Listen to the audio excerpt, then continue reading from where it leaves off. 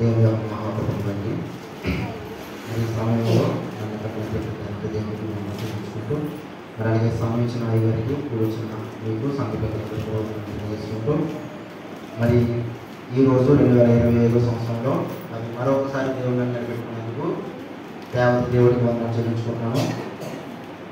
అయితే సిలువలో యేసు ప్రభువు పలికిన 7 మాటల్లో నేను పలికిన చెప్పబోయే మాట 4వ మాట. ఆ మాట చదువుకుందాం. మత్తయి సువార్త 27వ అధ్యాయం 45వ వచనం చదువుకుందాం. మధ్యాహ్నం మొదలుకొని 3 గంటల వరకు ఆ దేశమంతటను చీకటి కమ్మెను. ఇంచుమించు 3 గంటలప్పుడు యేసు ఏలి ఏలి లామా సబక్తాని బిగ్గరగా కేకలు వేసింది. ఆ మాటకు నా దేవా నాన్నెందుకు చెయ్యి విడిచితవని అర్థం. ప్రార్థన చేసుకున్నామని అందరూ కూడా చూస్తాం. మహిమగల దేవ తండ్రి నీ చిత్తమైన ప్రభావ ఈ సమయంలో నన్ను ఇక్కడ నిలబెట్టినందుకు నీకు వందనాలు నాయన. నీ చిత్తమైన ప్రభు 4వ మాటని చెప్తుండగా నీవే నా నోటికి నోరయ్యండి ప్రభావ, నా మాటకి మాట అయ్యండి. చెప్పే ప్రతి ప్రభు మాటలోనూ మీరే ఉంటారనేసి యేసు పరిశుద్ధంగా నడుచున్నాం పరమ తండ్రి. ఆమేన్. హల్లెలూయా హల్లెలూయా హల్లెలూయా. సరే, ముందు చిన్న పరిచయం చెప్తానండి యేసు ప్రభు గారి కోసం. ఆయన తీర్పులోకి తీర్చినప్పుడు పొంతు పిలాతు గారు 5 సార్లు ఆయన నిర్దోషి అనేసి 5 మార్లు. ఎన్ని మార్లు అండి? 5 మార్లు ఆయన మీద నాకు ఏ తప్పు కనబడలేదు, ఈయనకి శిక్ష చేయడానికి అయితే నాకు ఇష్టం లేదనేసి 5 మార్లు తీర్చి చెప్పారు. అయితే అక్కడ ధర్మశాస్త్రం బాగా తెలుసుకున్నారు. ధర్మశాస్త్రం అంటే ఏంటండి? పాత నియమ కాలంలో పరిశుద్ధ గ్రంథం దాన్ని బేస్ చేసుకుని మోసే గారు రాసినటువంటి ధర్మశాస్త్రం బేస్ చేసుకుని వాళ్ళ శాస్త్రులు పరిశీలు సంఘంలో బోధించడం కానీ సంఘంలో జరిగే కార్యక్రమాలన్నీ కూడా పాత నిబంధన కాలంలో జరిగినట్టు అదే దాన్ని బేస్ చేసుకుని అన్ని చేసుకోరు. అయితే ఈ శాస్త్రులు పరిశీలే యేసు ప్రభు గారి మీద నెగిటివ్గా, అంటే ఈ పేరు వచ్చేస్తుంది శాస్త్రుల పరిశీలన మాకు ఏ పేరు రావట్లేదు, ఈయన అద్భుత కార్యం చేస్తున్నాడు, మాకు ఏ కార్యాలు మా పట్ల ఎవరు చూస్తలేదు అనేసి అశ్విని బాగా పెంచేసుకుని ఏం చేయాలండి? సిలువుకు అప్పగించడానికి ఎంచోపు ప్రేరేపిస్తూనే ఉండేవారు.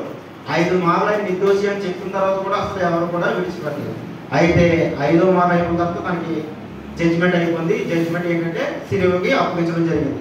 అక్కడి నుంచి సుమారు ఆ రాత్రికాల సమయం నుంచి, అంటే ఈ రోజు ఈ శుక్రవారం మనం పాటిస్తున్నాం కదా, తెల్లవారు 6 గంటల నుండి 9 గంటల వరకు యెరూషలేము పట్టణంలో సిలువ మీద ఆయన నడిపించడం జరిగింది. ఆ తర్వాత కొండ మీద తీసుకెళ్ళి 9 గంటలకు ఎగ్జాక్ట్ ఏంటంటే ఇంచుమించు 9 గంటల సమయం నుండి మధ్యాహ్నం 3 గంటల సమయంలోకి ఇంచుమించు 6 గంటల సమయం. ఎన్ని గంటల సమయం అండి? 6 గంటల సమయం అయినా సిలువ మీద ఉన్నారు. ఈ సిలువ మీద ఉన్నప్పుడు మహావేదంతో పలికిన మాటలు మనమైతే చాలా ఈజీగా చదువుకుంటున్నాం, కానీ ఈ మాటలు అన్నప్పుడు ఆ బాధ భరించడం తెలుస్తుంది.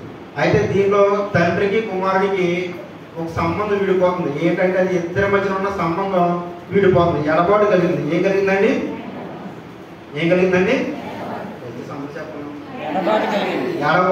ఎడబాటు అంటే ఏంటండి? ఇద్దరికి దూరం పెరిగింది. ఎందుకు పెరిగింది అనే విషయం తెలుసుకునే ముందు నేను ఈ మాట చెప్పాలనుకున్నప్పుడు నాలో 3 ప్రశ్నలు దిగాయి. ఆ 3 ప్రశ్నలకి నేను ప్రశ్న చెప్పి ఆన్సర్ చెప్పినప్పుడే ముగించేస్తాను. మొదటి ప్రశ్న, దేవుడు మరణం నుండి విడిపించగల దేవుడా, విడిపించలేని దేవుడా? ఎందుకంటే నా దేవా నా చెయ్యేందుకు విడిచిపెట్టామన్నాడు. ఏమన్నారండి? యేసు ప్రభువు చెప్తున్నారు తన తండ్రితో, నా చెయ్యేందుకు విడిచిపెట్టామని. ఎప్పుడంటే మనం విడిచిపెట్టామనేసి మనకి ఏదైనా ఆపద ఉన్నది అనుకోండి, మన ఆపద తీర్థరాల వాడి దగ్గరికి వెళ్ళి అడుగుతామా, నా ఆపద తీర్చడానికి వాడి దగ్గరికి వెళ్ళి అడుగుతామా? మరి ఇక్కడ దేవుడు ఎవరు అడిగినాడు? తనను విడిపించగల దేవుడా పైన ఉన్నాడు. అవునా లేదండి? తనను విడిపిస్తాడో లేదనేసి ఈయన ఆత్మతో చేస్తున్నాడు. ఏమని? నా దేవా నా చెయ్యేది విడిచిపెట్టు. అసలు దేవుడు మరణం నుంచి లేదా కష్టకాల సమయం నుంచి విడిపించగల దేవుడా లేదన్న విషయం చూద్దాం.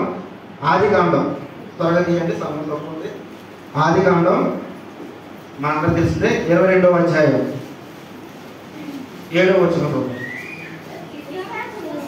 ఇస్సాకు తన తండ్రి అయిన అబ్రహాముతో నా తండ్రి అని పిలిచెను. అందుకు అతడు ఏమి నా కుమారుడా నేను. అప్పుడు అతడు నిప్పును కట్టెలు ఉన్నవి కానీ దహన బలికి గొర్రె పిల్ల ఏది అని అడగగా అబ్రహాము నా కుమారుడా దేవుడే దహన బలికి గొర్రె పిల్లను చూసుకున్నానని చెప్పాను. ఇంకా సరే అలాగూ వారిద్దరూ కూడి వెళ్ళి దేవుడు అతను చెప్పిన చోటికి వచ్చినప్పుడు అబ్రహాము అక్కడ బలిపీఠమును కట్టి కట్టెలు చక్కగా పేర్చి తన కుమారుడు ఇస్సాకును బంధించి ఆ పీఠము పై ఉన్న కట్టెల మీద ఉంచెను. అప్పుడు అబ్రహాము తన కుమారుని వధించుటకు చాలా జాగ్రత్తగా ఉంటే వధించుటకు తన చెయ్యి చాపి కత్తి పట్టుకొనగా యెహోవా దూత పరలోకం నుండి అబ్రహామా అబ్రహాం అని పిలిచాడు. దేవుని స్తోత్రం. హల్లెలూయా. ఇక్కడ సందర్భం మనం చాలాసార్లు తెలిసిన సందర్భం సండే స్కూల్ కూడా చాలాసార్లు చెప్తారు. అబ్రహాంకి బాగా వయసు అయిన టైంలో దేవుడు వాగ్దానం ఇచ్చాడు, నీ దగ్గర నుంచి ఇసుక రేణువులంతా సంతానం కలిగేస్తాననేసి అన్నాడు. కానీ ఎంతమంది కొడుకుని ఇచ్చాడండి దేవుడు? ఆ కొడుకు పేరేంటి? ఇస్సాకు. ఇస్సాకుని ఇచ్చాడు. ఇచ్చినట్టు ఇచ్చి ఏమన్నాడంటే అబ్రహాము దేవుడు టెస్ట్ చేద్దాం అనుకున్నాడు. అందరికి వినపడుతుంది అన్నమాట. దేవుడు అబ్రహాము టెస్ట్ చేద్దాం అనేసి అనుకున్నప్పుడు అబ్రహాము ఎలా అన్నాడు? అబ్రహాము నీకు ఒకే ఒక కొడుకుని ఇచ్చాను కదా, ఆ కొడుకుని నాకు బలిగా అర్పించమన్నాడు. ఏమన్నాడండి? అర్పించమన్నప్పుడు అబ్రహాము మామూలుగా మన పిల్లలు ఎవరన్నా అర్పించమంటే మనం అర్పిస్తామా? కనీసం ఒక దెబ్బ కొట్టిన తర్వాత మనం వెళ్ళాలి. అబ్రహాం గారు చాలా బాధపడి ఉంటారు. అయినప్పటికీ కూడా తండ్రి మాట ఆయన దాటలేదు. దాటకుండా తన విశ్వాసాన్ని దేవుడి పట్ల చూపించాడు. చూపించి తను ఏం చేశాడు? కొడుకుని కొండలో తీసుకెళ్ళిపోయి వధించేయడానికి ఎలాగా ఇంకొక క్షణంలో చంపేదనగా దేవుడు అబ్రహాంతో మాట్లాడుతున్నాడు. ఇస్సాకుని దేవుడు జ్ఞాపకం చేసుకున్నాడు. ఏం చేసుకున్నాడండి? అర్థమవుతుంది. ఇస్సాకుని దేవుడు జ్ఞాపకం చేసుకుని మరణం నుంచి విడిపించాడు. ఎక్కడి నుంచి విడిపించాడు? మరి దేవుడు విడిపించాడు లేదా? ఇక్కడ శిలువ మీద నుంచి విడిపించలేదు. ఎవరు విడిపించాడు? మానవ రూపంలో ఉన్న ఇస్సాకుని అయితే దేవుడు విడిపించాడు, కానీ తన సొంత కుమారుని అయితే దేవుడు విడిపించలేకపోయాడు. ఇంకొక ఎగ్జాంపుల్ కూడా చూద్దాం. యెషయా 38వ అధ్యాయం. యెషయా 38వ అధ్యాయం 1 నుంచి 5 వస్తుంది. ఆ దినములలో హిజ్కియాకు మరణకరమైన రోగం కలగగా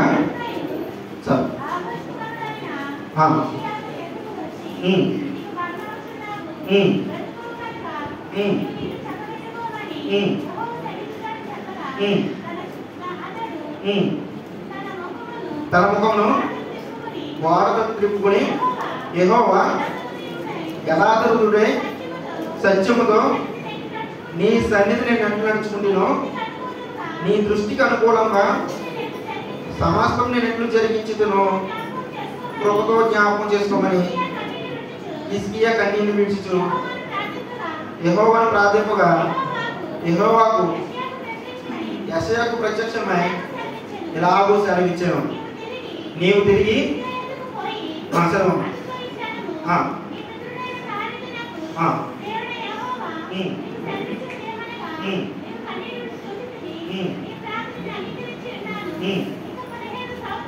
ఇంకా 15 సంవత్సరం ఆయుష్కాలం నీకు ఇచ్చేదను. దేవుని స్తోత్రం. హల్లెలూయా. ఇక రెండో వ్యక్తి బైబిల్లో చాలా మంది ఉన్నారు కాబట్టి వాళ్ళు, కానీ నేను ఇద్దరే తీసుకున్నాను. ఒకరు అబ్రహాము, ఇంకొకరు ఎవరండి? మనందరూ తెలిసిన వ్యక్తులు. హిజ్కియాకు మరణకరమైన రోగం కలిగింది. ఆ రోగం కలిగినప్పుడు ప్రవక్త ఏంటి చెప్తున్నాడు, నీ టైం అయిపోయింది, దేవుడిని సర్దేసుకోమన్నాడు, నువ్వు చనిపోతావు అని చెప్పినప్పుడు హిజ్కియా గోడకు తిరిగి ఇలా ప్రార్థిస్తున్నాడు, నేను యథార్థవంతుని, నేను సత్యవంతుని, నేను ఏ తప్పు చేయలేదు, నన్ను ఎందుకు తీసేసుకుంటావు? దేవుడితో ఇలా పోరాడుతున్నాడు. ఎలాగా? నేను యథార్థంగా ఉన్నాను, నాకు ఆయుష్కాలం నేను బ్రతకాలం ఉన్నాను అన్నప్పుడు హిజ్కియా ప్రార్థన దేవుడు విని తన మరణం నుంచి ఏం చేశాడు? తప్పించి వయసుని ఎక్స్టెండ్ చేశాడు. ఏం చేశాడు? వయసుని పెంచాడు. మరణం చేశాడు. ఆయననే ప్రవక్త చెప్పినప్పుడు ఏం చేశాడు? ప్రవక్త చెప్పు నువ్వు మరణం చేస్తావని, కానీ అక్కడ ఏం జరిగింది? వయసుని ఎక్స్టెండ్ చేశాడు. అక్కడి నుంచి మరణం నుంచి తప్పించాడు. మరి యేసు ప్రభు గారిని మరి మరణం నుంచి ఎందుకు తప్పించలేదు? శిలువ నుంచి డౌట్ వచ్చిందా? చూద్దాం. అంటే యేసు ప్రభు గారు ఇష్టం లేదా తండ్రికి? చూద్దాం. మత్తయి సువార్త 3వ అధ్యాయం. మత్తయి సువార్త 3వ అధ్యాయం 17వ వచనం. మరియు ఇదిగో ఈయనే నా ప్రియ కుమారుడు, ఈయన యందు నేను ఆనందించుచున్నానని గొప్ప శబ్దము ఆకాశం నుండి వచ్చింది. చాలు, దేవుని స్తోత్రం. హల్లెలూయా. ఏమని చెప్పినట్టు దేవుడు, తండ్రి అయిన దేవుడు, ఈయనే నా ప్రియ కుమారుడు. చిన్న విశ్వాసం చూపించినాం కదా, దేవుడి దృష్టిలో గొప్ప విశ్వాసం అంటే చిన్న విశ్వాసం అబ్రహాం చూపించింది. దేవుడి దృష్టిలో సత్యంగా యథార్థంగా ప్రవర్తించిన హిజ్కియాను కూడా దేవుడు జ్ఞాపకం చేసేసుకున్నాడు. అంతకంటే గొప్పవాడు. ఎందుకు? తన ప్రియ కుమారుడు. ఆకాశం నుంచి పలికాడు ఈ మాట. ఈ సందర్భం చెప్తాను. యోహాను బాప్తిసం యోహాను యేసు గారికి బాప్తిసం ఇస్తుండగా ఇచ్చేసిన తర్వాత పరిశుద్ధాత్మ దేవుడు ఆకాశం నుండి పౌరు వాళ్ళు వచ్చి ఆయన మీద ఉన్నారు. అవునా కదండి? దేవుడు స్తోత్రం. హల్లెలూయా. హల్లెలూయా. అప్పుడు దేవుడు ఆకాశం నుండి ఈ మాట పలుకుతాడు. మనిషి పలుకున్న మాట కాదు, దేవుడు ఆకాశం నుంచి పలుకున్న మాట. ఏమని? ఈయన నా ప్రియ కుమారుడు, ఈయన నేను ఆనందించుతున్నాను అని గొప్ప శబ్దం వచ్చింది. మరి అటువంటి కుమారుని ఎందుకు శిలువలో సేవ చేయవలసి వచ్చింది? తన కుమారుని ఎందుకు విడిచిపెట్టవలసి వచ్చింది? చూద్దాం. అంటే అంతకంటే దేవుడు ఇంకొకరిని ఎక్కువగా ప్రేమిస్తున్నాడు. ఆ నామంలో కాదు, మనల్ని. అది ఎక్కడ చూద్దాం అంటే యోహాను సువార్త, త్వరగా యోహాను సువార్త అర్థమవుతుందండి. యోహాను సువార్త 3వ అధ్యాయం 16వ వచనం. దేవుడు లోకమును ఎంతో ప్రేమించెను. చాలు, దేవుని స్తోత్రం. హల్లెలూయా. ఫస్ట్ తన ప్రియ కుమారుని ప్రేమించాడు. ఇక్కడ అంతకంటే లేదా ఇద్దరిని ఏకముగా దేవుడు లోకాన్ని కూడా ప్రేమించాడు. ఎవరు ప్రేమించాడండి? మనమైతే లోక సంబంధమైన ప్రేమతో ఉందని దేవుడు లోకాన్ని అంతా ప్రేమించాడు. లోకం అంటే ఏంటి? మనందరం మనుషులు. ఎందుకంటే దేవుడు తన పోలిక చొప్పున అందరినీ సృష్టించాడు. సో దేవుడు లోకాన్ని ప్రేమించాడు. లోకం ప్రేమతో ఏమైంది? లోకాన్ని ప్రేమించినప్పుడు మనుషులు అవుతాం. ఏమైందంటే లోకం మరీ బొత్తుగా పాపాలు చేయడం.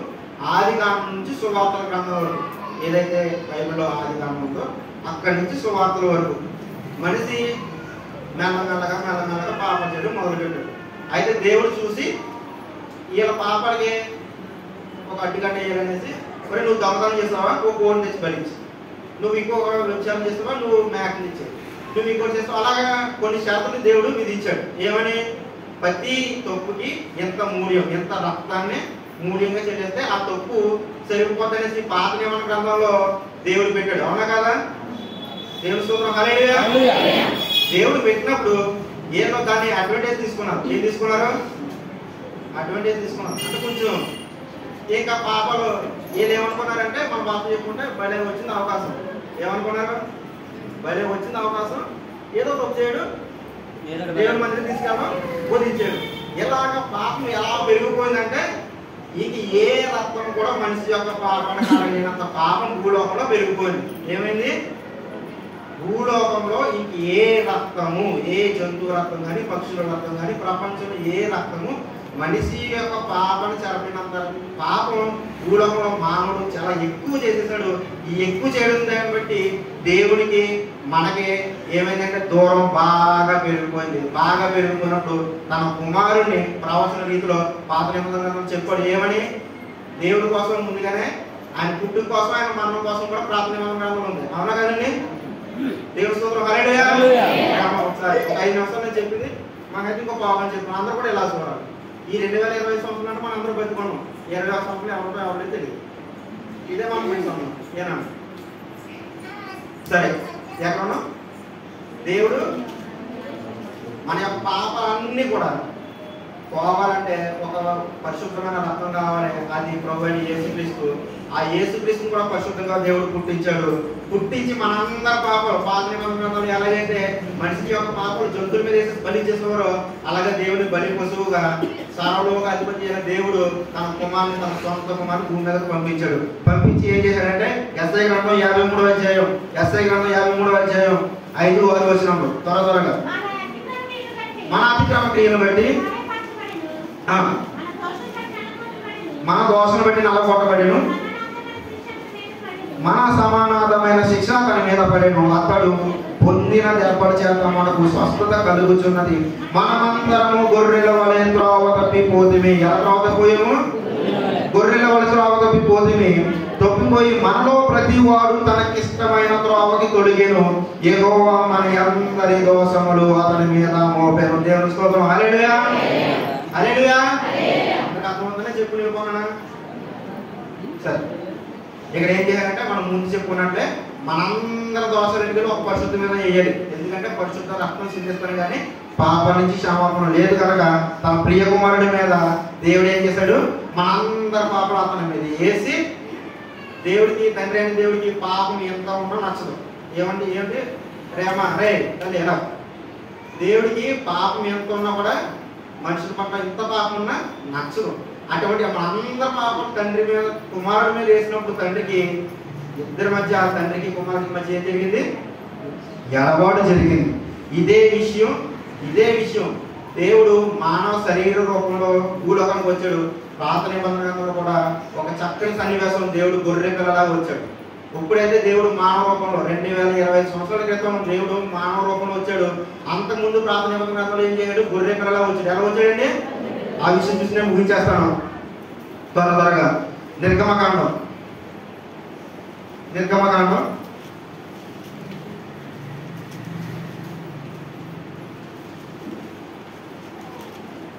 10వ అధ్యాయం, క్షమించాలి, 3వ అధ్యాయం 7వ వచనం.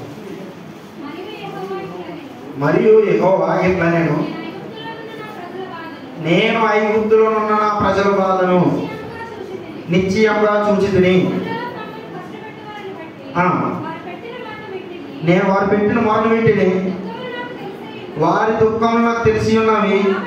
కాబట్టి ఐగుప్తీయుల చేతుల నుండి మనల్ని విడిపించుటకును ఆ దేశముల నుండి విశాలమైన మంచి దేశమునకు, అనగా కానానీయులకు, హిత్తీయులకు, అమోరీయులకు, పెరిజీయులకు, ఇవ్వీయులకు, యెబూసీయులకు నివాస స్థానమై పాడు తేనెలు ప్రవహించి దేశమునకు వారిని నడిపించుటకు దిగి వచ్చి ఉన్నాను. ఏం చేశారండి? దిగి వచ్చి ఉన్నాను. ఎవరు దిగి వచ్చారు?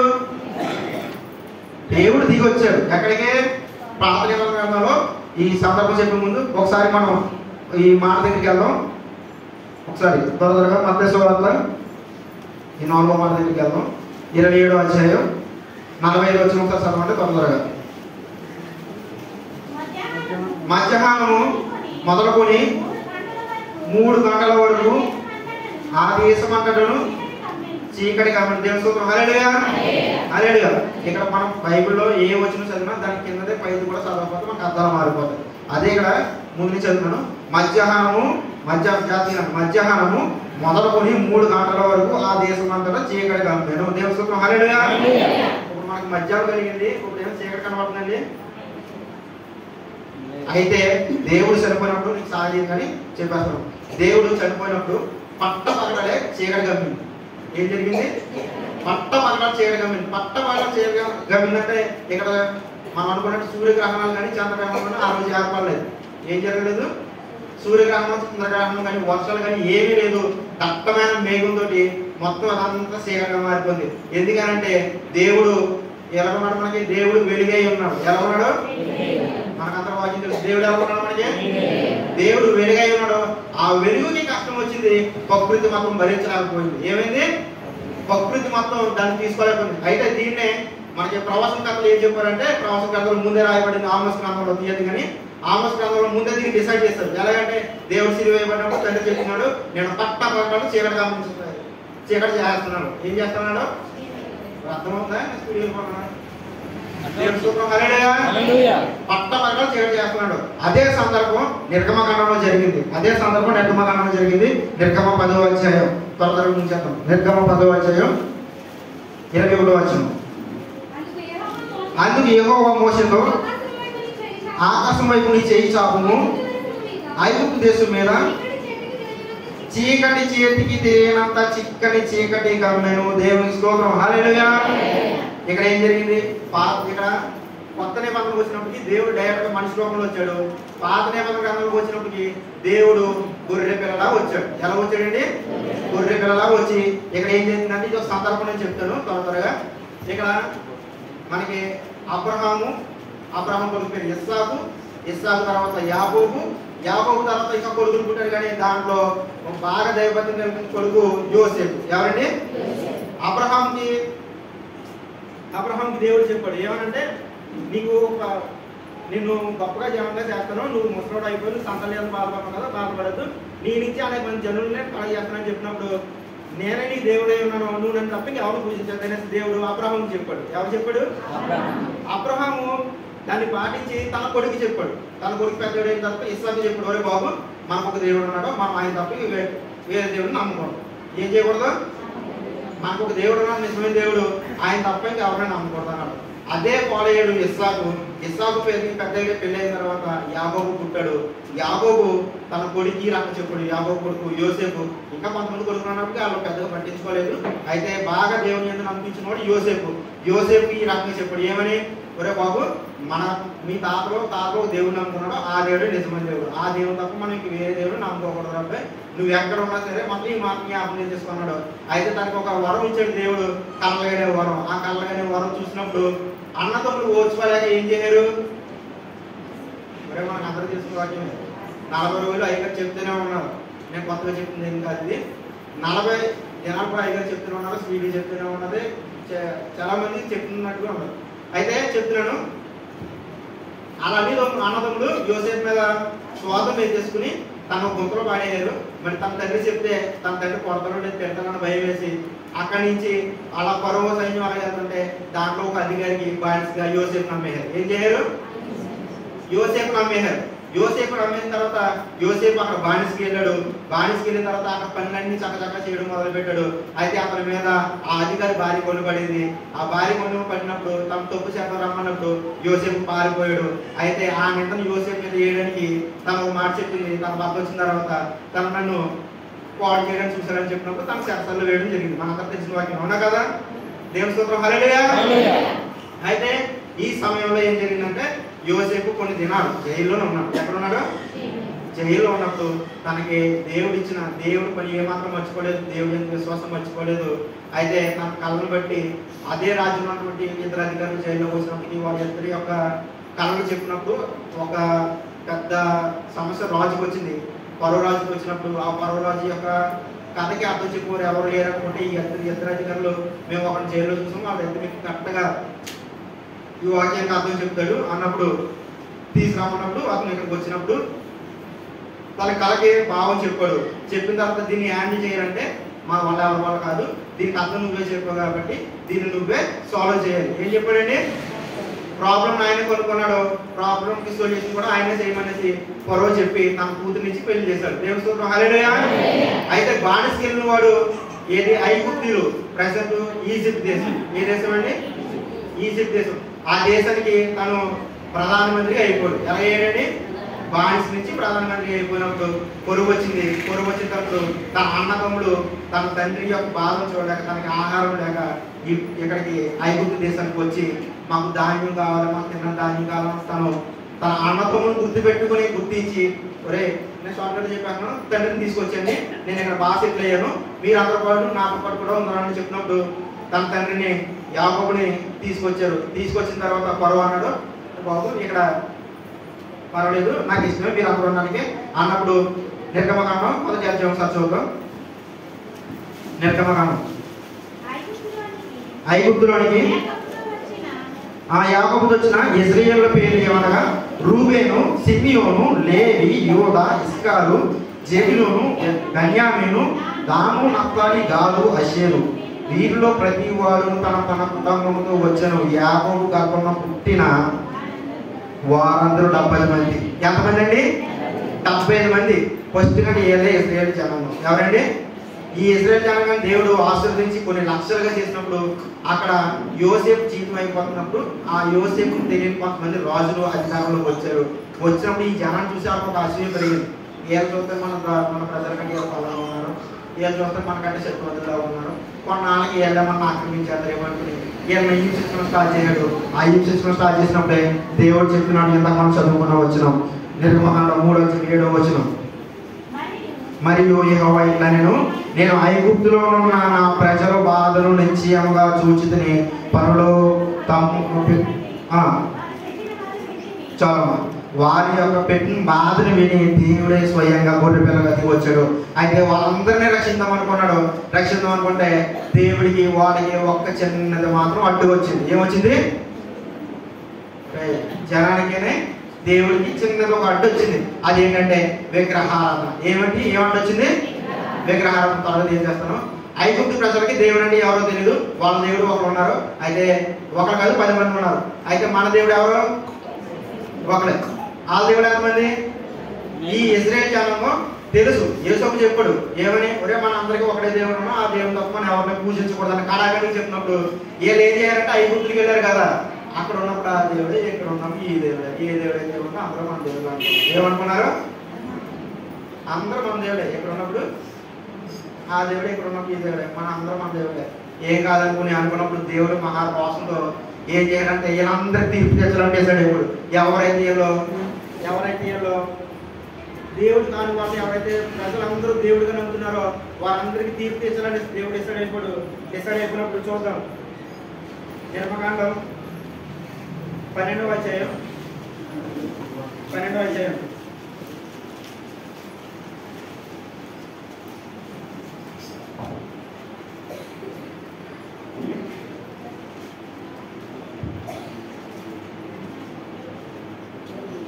క్షమించండి,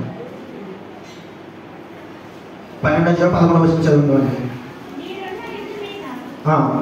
సారీ క్షమించాలి.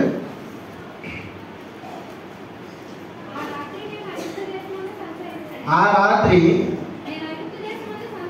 నేను ఐగుప్తు, ఒకసారి వచ్చి చెప్పమ్మా. 12 సారీ. ఆ రాత్రి నేను ఐగుప్తు దేశమందు సంచరించి ఐగుప్తు దేశమందరి మనుషులలో గాని జంతువులలో గాని తొలి సంతతి అంత్యవాతము చేసి ఐగుప్తు దేవతలకు అందరికీ తీర్పు తీర్చెదను. దేవుని స్తోత్రం. హల్లెలూయా. నేనే యెహోవాను. ఏమని చెప్తున్నాడండి? నేనే దేవుణ్ణి. నేను ఐగుప్తులో నమ్ముకుంటున్నాను దేవతలందరికీ. మీరు గుడ్డిగా దేవతలు నమ్ముతున్నారు, వాళ్ళతో పాటు మీకు తీర్పు తీర్చేద్దాన్ని దేవుడు డిసైడ్ అయిపోయి దేవుడు 10 తెగులు రప్పించాడు. ఆ 10 తెగులు ఏంటంటే 10 దేవతలు. ఆ 10 దేవతల్లోని 9 అయితే ఐగుప్తుల మీద రప్పించాడు, కానీ 10వది ఐగుప్తులకి ప్లస్ ఇజ్రాయేల్ జనాన్ని ఎవరైతే దేవుని ప్రజలు ఉన్నారో ఆయన మీద కూడా రక్షించాడు. ఆ 10 తెగులు త్వరగా చూసుకోవచ్చు. ఒకటి నైలు నది దేవుడు. ఎవరండి? నీరు దేవుడు, కప్పల దేవుళ్ళు, పేరు దేవుళ్ళు, ఏల గుంపు దేవుళ్ళు, జంతువుల దేవుళ్ళు, ఇంకా జోషి చెప్పేవాడు దేవుడు, ఇంకా వర్షం దేవుడు, మిడత దేవుడు, సూర్యుడు దేవుడు, ఇలా 10 దేవుడు. లాస్ట్ దేవుడు ఎవరంటే పరో దేవుడు. ఆ దేశానికి ఎవరైతే రాజు ఉన్నాడో ఆ రాజే దేవుడి కింద ఈయన కొలవడం మొదలు పెట్టారు. అయితే దేవుడు ఇదంతా చూసి ఎవరికి డమ్మి దేవుడికి, ఎవరికండి అసలు దేవుడే కాదు, ఐగుప్తులు కంటే తెలియదు దేవుడు నిజమైన దేవుడు ఎవరు. ఇజ్రాయేల్ తెలుసా లేదా? ఇజ్రాయేల్ తెలిసి కూడా ఏం చేస్తున్నారు? పూజించడానికి వెళ్ళిపోయారు. అయితే దేవుడు ఆ రాత్రి తీర్పు చేద్దామని డిసైడ్ అయిపోయినప్పుడు చెప్తున్నాడు. 12వ అధ్యాయం చూద్దాం. చెప్తున్నాడు 12వ వచనం. ఆ రాత్రి నేను ఐగుప్తు దేశమందు సంచరించి ఐగుప్తు దేశమందరి మనుషులలో గాని జంతువుల్లో గాని తొలి సంతతి వాతము చేసేసి ఐగుప్తు దేవతలందరూ తీర్పు తీర్చేద్దామని దేవుడు అనుకున్నప్పుడు, అయితే దేవుడు ఏం చెప్తున్నాడంటే ఈ రోజు నైట్ మీరు ఒక నిర్దోషమైన గొర్రెలను తీసుకోండి. సబ్జెక్ట్లోకి వచ్చాం, చాలా జాగ్రత్తగా. ఈ రోజు నైట్ మీరు ఏం చేస్తారంటే నేను మరణదూతని మీ ఊరి మీద పంపుతున్నాను. మరణదూత ఏం చేస్తారంటే ఇంటింటికి వచ్చేసి దాంట్లో ప్రధాన సంతతి అంటే పొష్టిగంట తొలి సంతతి ఎవరైతే ఉన్నారో పక్షుల్లో కానీ జంతువుల్లో కానీ ప్రతి దాంట్లో మనుషుల్లో కానీ ఎవరైతే మొదటిగా పుట్టారో వాళ్ళందరినీ చంపేస్తున్నాం. అయితే మీరు ఆ చావు నుంచి తప్పించుకోవాలంటే మీరు ఒక పని చేయాలి. ఏం చేయాలంటే నిర్దోషమైన ఒక గొర్రె పిల్లని తెచ్చుకోవాలి. ఎలా తెచ్చుకోవాలి? నిర్దోషమైన. దేవుడిని మనం ఎందుకు గొర్రె పిల్ల వచ్చాడని ఎందుకంటాం? ఇది సందర్భం. ఎలా వచ్చాడు దేవుడు? గొర్రె పిల్ల రూపంలో వచ్చాడు కాబట్టి గొర్రె పిల్లలు తీసుకుని కంపల్సరీ నిర్దోషమైనదై ఉండాలి. ఎలా ఉండాలి? నిర్దోషమైనదై ఉండాలి. దేవుడు ఇక్కడ శరీర దారి వచ్చినప్పుడు కూడా పొంతు పిల్లకి ఎన్నిసార్లు చెప్పాడు నిర్దోషమైంది అనేసి? 5 మార్లు. ఎలాగా? రేతల్లి పడుకున్నారు. దేవుడు స్తోత్రం. హల్లెలూయా. పాట పాడుకున్నాం. పొద్దున్న సువార్త చేస్తున్నప్పుడు ఈ పాట ఈ సందర్భానికి నాకు కూడా చాలా నచ్చింది. ఒక పాట పాడుకున్నాం. జిగటమన్నే మానవులంతా పరమకుమారి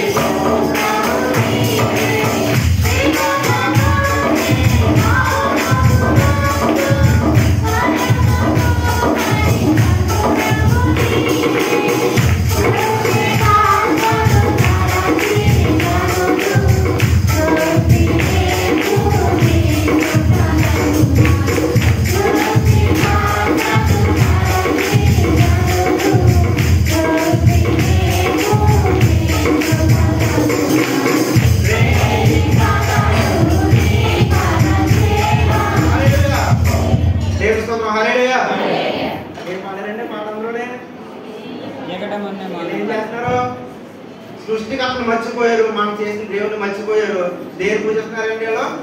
సృష్టిని పూజించేస్తున్నారు. ఏం పూజిస్తున్నారు?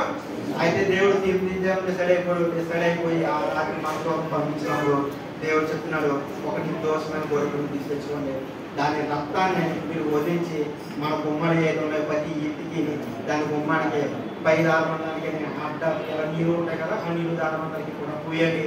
నేను ఆ రక్తం చూస్తాను, రక్తం చూసి నేను దాడిపోతాను. ఎవడైతే ఆ రక్తం లేదో ఆ ఇంట్లో ఉన్నవాడిని నేను సంపేస్తాను చెప్పాను. అయితే ఇక్కడ జరిగే విషయం ఏంటంటే అప్పుడు పాత నిబంధన ముగించారు. పాత నిబంధనలో దేవుడు గొర్రెపిల్లగా వచ్చి తన రక్తాన్ని సిందించి ఆ కుమ్మం లోపల, అంటే దానికి సాదృశ్యం స్వీడి చాలా బాగా చెప్పింది. ఎలాగంటే ఆ రక్తం ఉన్న కుమ్మం వెనకాల, అంటే దాన్ని మనం శరీరధారిగా వచ్చిన యేసుప్రభువుని ఎలా నమ్ముకోవాలి? క్రీస్తు శిలువ వెనకాల మనం ఉన్నట్లయితే దేవుడు మన పాపం నుండి క్షమిస్తాడు. అక్కడ వాళ్ళు ఏం చేశారు? అదే దారుణంగా రక్తం ఉన్న కుమ్మాన్ని దేవుడు మరణంలో చూసి వెళ్ళిపోయినట్టు దేవుడు మనం దాటిపోవాలి. మన పాపాన్ని క్షమించాలంటే మనము సిలువలో కార్చుకున్న రక్తాన్ని చూసి మనం సిలువ వెనకాల ఉండాలి. దేవుని స్తోత్రం. హల్లెలూయా, హల్లెలూయా. అయితే దీనికి దేవుడు ఎందుకు విడిచిపెట్టాడు అంటే క్లోజ్ చేస్తున్నాను. యోహాను సువార్త 3వ అధ్యాయం ఎంత చదివింది? 16వ వచనం ముగింపులోకి వచ్చేసాను. యోహాను సువార్త 3వ అధ్యాయం. దేవుడు లోకమును ఎంతో ప్రేమించెను కాగా ఆయన తన అద్భుతీయ కుమారునిగా విశ్వాసం నుంచి ప్రతి వాడును నశింపగా నిత్య జీవం పొందినట్లు ఆయన అనుగ్రహించెను. సరే,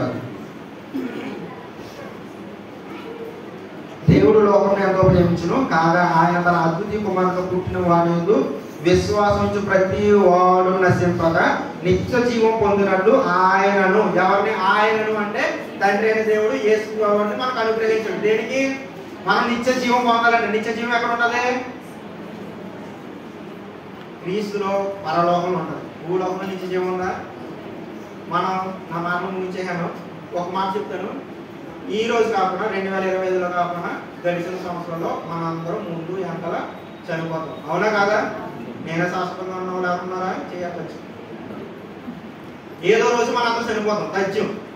రేపో మాకో ఎల్లుండో శోభ అనేది ప్రతి ఒక్కరికి వస్తుంది. అయితే మన ఎన్ని మాటైనా, నేనైనా మీరైనా, ఎన్ని వాక్యాలైనా మనం సాధించవలసింది ఏంటంటే పరలోకానికి మనం వెళ్తామా లేదా మన గుర్తుకి వెళ్ళకుండా చూసుకోవాలి.